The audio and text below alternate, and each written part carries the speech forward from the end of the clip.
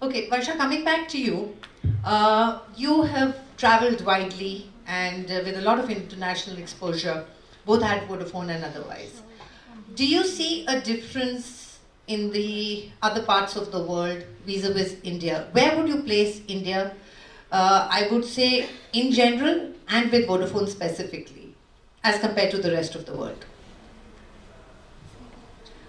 So I think the stats are there. There's a lot of research, and I think Dr. Allen also quoted where we probably, are there in the potential diversity inclusion index.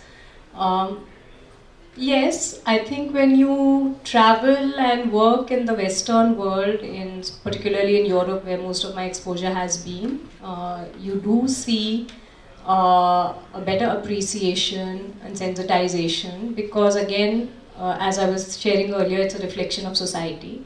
So you do see larger numbers in terms of participation, representation. So we are present in Central and Eastern Europe where we have almost 50% representation of women in the workforce, which is a very high number even for Western working environments.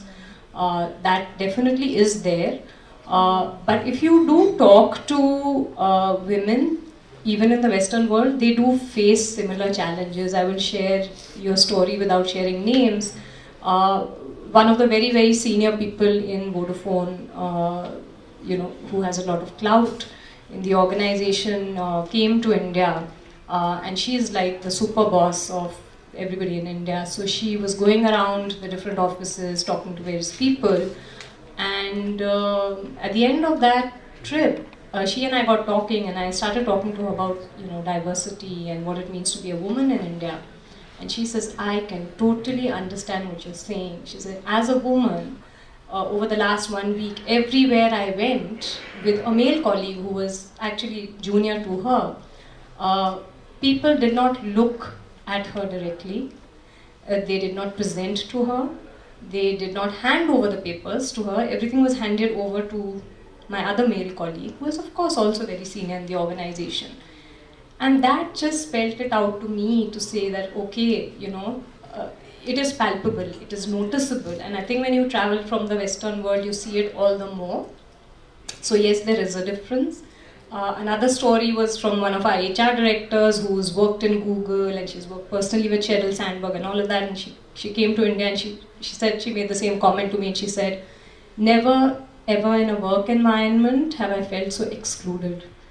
And these are senior people who are visiting here and people are looking up to them and they feel the difference. So yes, the difference is there, and I think within the Indian context we do need to do a lot more in organizations, and I think we've talked today about what are the steps we are taking. Yeah. So you think India still has more work to be done as compared to some of the other parts of the world? If I can just share a very, very personal story, this might resonate with some of you. I mean, I was the second born girl child in a North Indian family. Now that's really important, and you may wonder, okay, what's the trick here? But I grew up listening to my mother recount stories of the day I was born, because relatives, friends and hospital staff were silently united in their sympathy for a second born girl.